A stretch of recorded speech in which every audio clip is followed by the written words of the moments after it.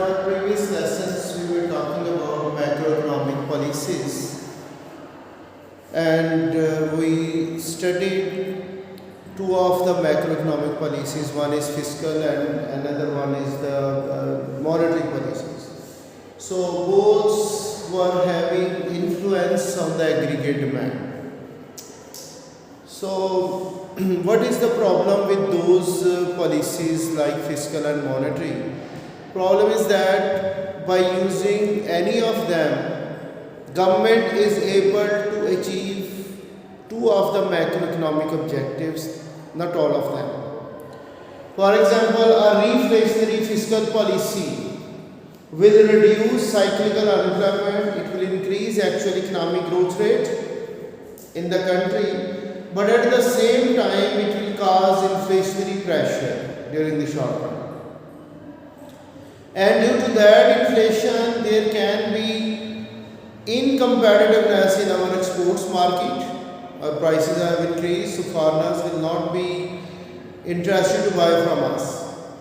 And another thing will happen that people will switch over to imported goods if our domestic price level is going to be higher than the other country's price level. So only two of the macroeconomic objectives, like to reduce cyclical unemployment or to increase economic growth, they could be achieved by reflationary fiscal policy, and by using the monetary tool again government will be able to achieve these two goals, but not all of them. And on the other side, if government uses deflationary fiscal and monetary policy, it will be able to reduce inflationary pressure, but at the cost of cyclical unemployment and fall in national income. Okay. Now today we are going to study, as I was talking about, the demand side policies, they are not able to achieve all of the macroeconomic objectives. So now here government is going to use the aggregate supply side policies which will influence the aggregate supply. And by using those aggregate supply side policies, government will be able to achieve all of the macroeconomic objectives in the country. So these are the policies by which aggregate supply will be affected. So what are the tools of this policy? Tools of aggregate supply side policies. Some of these tools will directly affect the market forces, like supply, aggregate supply will be affected. Some of these are going to have, they are not using the market forces to affect aggregate supply, rather they are the government tools which are going to have administrative tools, like government is providing education and training, but directly aggregate supply will not be affected. Okay. Now see, there can be different tools. One is called deregulation. Second tool is called privatization.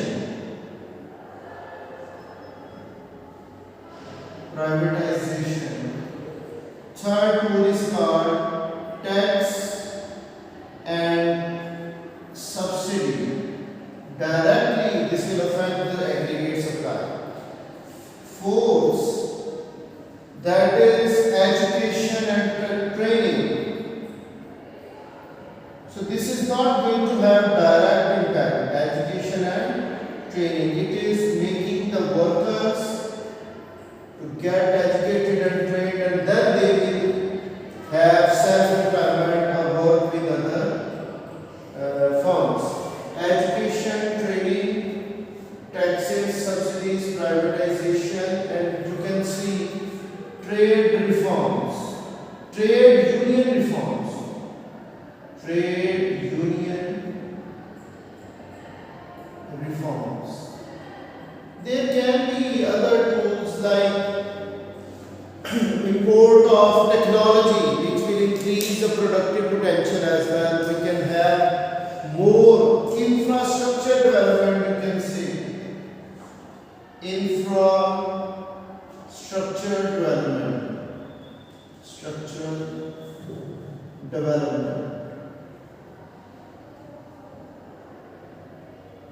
Okay. Now, first of all, what is meant by deregulation? Deregulation means when government uplift the barriers, government is going to remove those rules which are going to have barrier for the market forces to work efficiently. For example, in our country, you might be saying there was a single television channel, you can say more than 2 decades ago.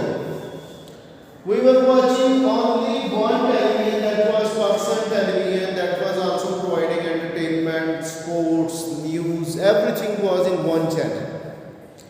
Because government was not allowing private sector to have their own private TV channels. So when government deregulated the market, government has uplifted the ban on the provision of entertainment services or news channels or sports channels.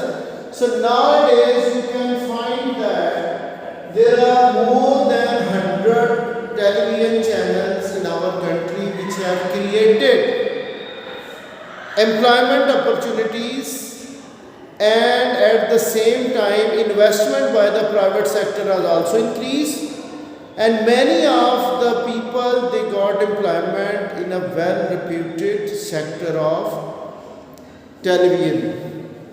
Okay. Another way where deregulation works, in the last century, at the end of the last century, we were having only one telecom service, PTCL, Pakistan Telecommunication.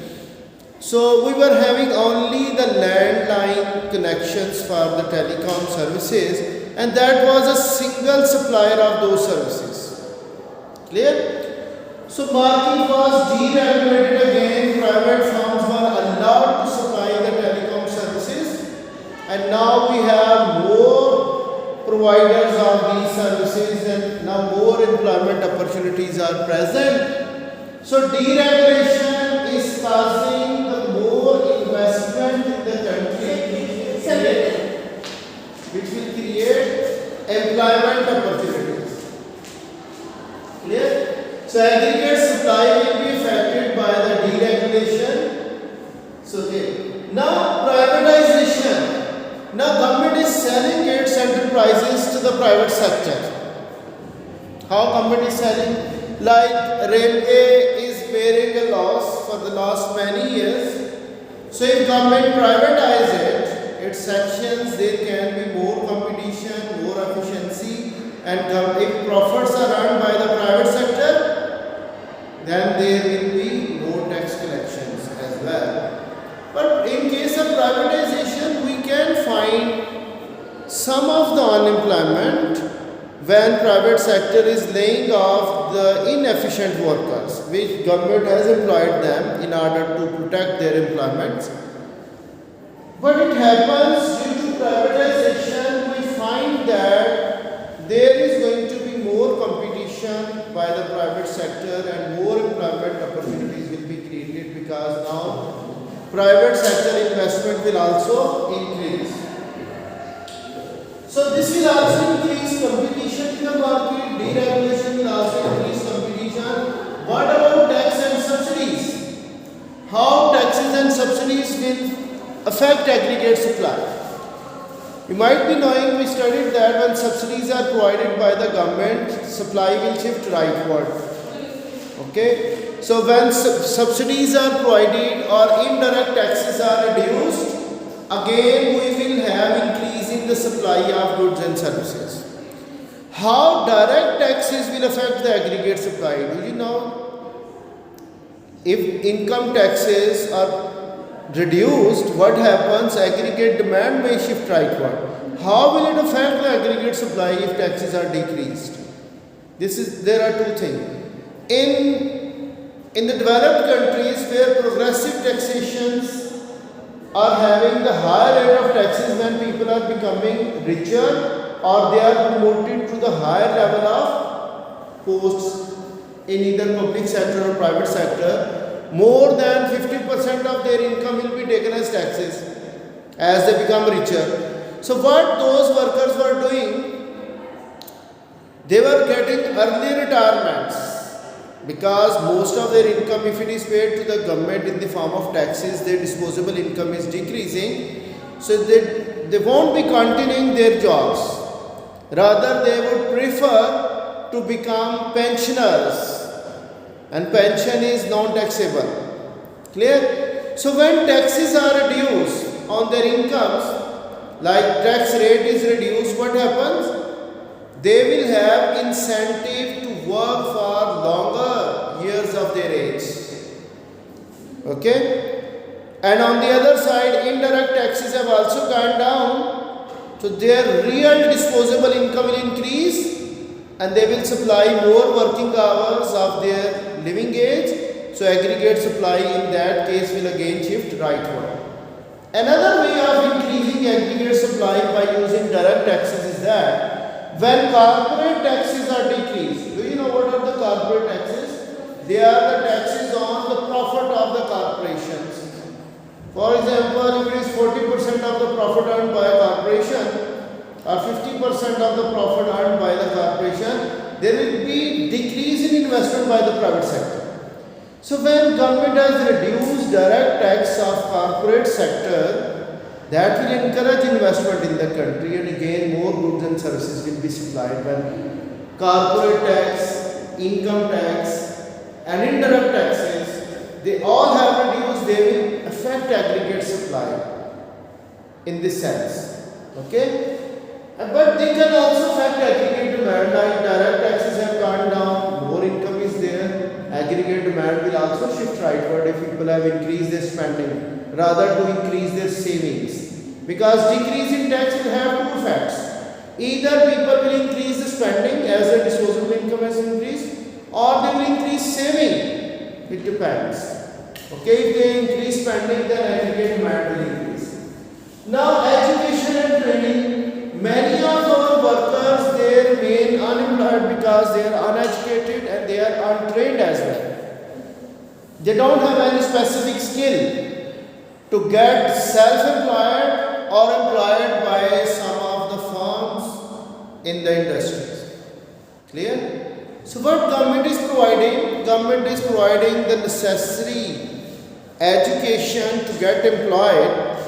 If more people are educated, their productivity level will increase and they can be better employed. Rather, a person is uneducated and he is wandering around, he will not be able to get any type of paid job until unless he has the skills or training or education. So now government is spending on education and training to increase the productivity of the workers, which can either be having self-employment or employed by the firms. That depends. For the lower level of education and training, like government is providing a skill of repairing the air conditioners, or government is providing them a skill to become electrician. So by these types of lower level of skills, they will be self-employed. Okay? And if government is not providing them these types of skills, what happens? They will remain unemployed. Our important resource of labor or human capital will be wasted. So government is providing these education and training facilities to all types of people who are within the age group of the working age, like 18 to 60 years if they want. In their early ages, government can provide them that they get employed either within country or out of the country. They can be employed out of the country. And then they will be sending us the remittances which will increase our current account situation. Now trade union forms in what? Trade union is always asking to increase their wages as the prices are increasing. So government will negotiate with the trade union members at the national level. What they will negotiate? Like we are reducing the prices, we are trying to reduce the general price level, and if general price level is decreasing and we are also reducing taxes on the products, like GST is going to be reduced. So your real disposable income will increase and you will not claim for higher wages for the 2 years or 3 years. So government is making an agreement, government is making reforms for the trade unions. So as a result, no cost of production will increase by the unions. And again supply will increase because this is called productivity deal. Government is making a productivity deal like your real wages will increase and you have to work for longer hours as well because you will get more richer. So infrastructure development means what? If government is having more dams, more better road networks, so in future its productive potential will also increase. If government is having exploration of natural resources, government has to put in more resources to extract those natural resources like oil, gold. So in future further productive potential will increase. So by all these means what is happening? You can find over here, I write real GDP, that is Y, and here I am writing price level. So here, this is now aggregate supply. Okay.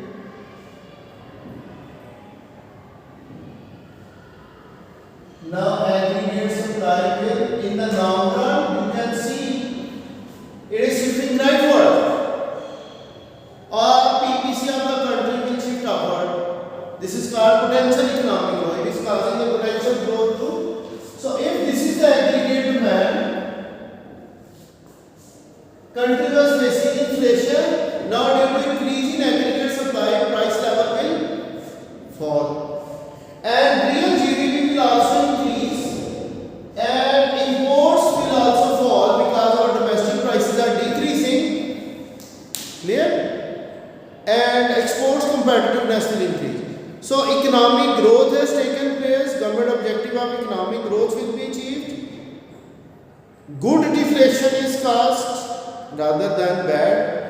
Employment opportunities have increased, unemployment has decreased, okay, and foreign sector is also getting improved by increasing exports and decreasing imports. So mainly when our foreign sector is getting improvement, our exchange rate will also stabilize.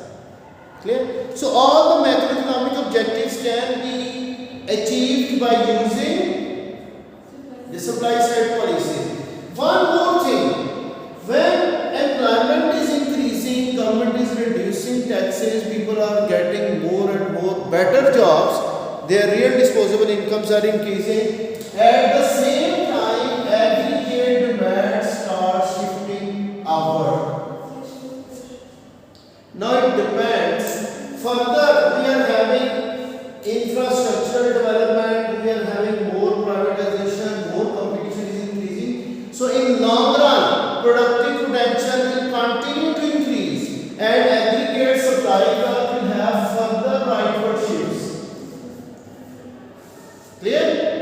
So it depends whether aggregate supply, both curves, aggregate demand and supply will continue to shift rightward. Now it depends whether aggregate supply will have more productive potential to increase in a quick response, or demand is growing by faster rate.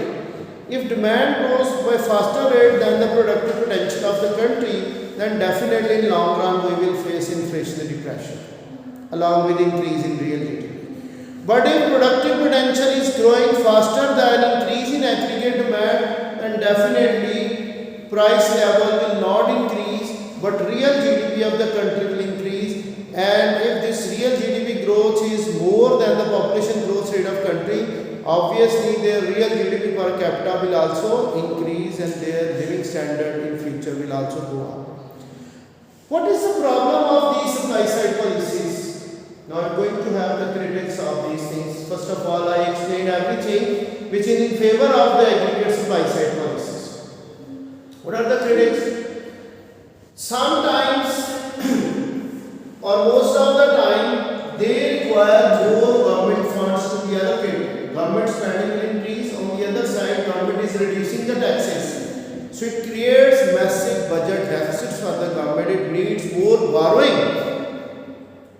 First thing, they are more risky because most of the time more opportunity cost is involved. Clear? And once the government has allocated funds for the improvement in infrastructure, government cannot discontinue. It has to keep on spending on these. Like government is trying to have more dams, and if we are not having enough finance, so we need to borrow again in order to finance those mega projects, because we cannot stop them in between. Clear? So it requires more government funding, and if funds are not available, then it needs to borrow. One factor that it causes massive budget deficits and budget where public sector borrowing requirement will increase. Another thing, supply side policies may have direct effect to the market forces or demand and supply. And sometimes government is spending too much money, but aggregate demand and supply are not quickly responding. It will take, there are more time lags. Okay? So they are more having long run effects. In short run, we cannot have immediate effects of aggregate supply side policies. Okay? If they are successful, then in long run the country will be much better than in the short run. But the thing is that they are more risky, and along with them aggregate demand, as I said earlier, that's also increasing because national income is increasing, so they will increase their spendings as well. So we find these things that supply side policies, although they are good enough, but at the same time more risk is involved of budget deficit, more borrowing will take place, and they more focus on long run potential, and they also involve opportunity costs. Clear? But what government is doing, if it is using fiscal side tools to increase aggregate demand, along with that government will start those projects which will increase the productive potential in the long run. Like long term projects will also be assigned by using the same development tools. Okay, and short-term projects. Then in long run, like we will have more electricity generating power plants, we will have more dams as well, we will have more bridges, more infrastructure. So these are the long-term projects which will increase the productive potential. Okay, so then we can have both aggregate demand and supply to increase, and our real GDP can also grow. But if we spend for only long run purposes, so during short run there will be the opportunity cost, and we will not have too much of effectiveness of these policies. Clear? That's all our policy section is over.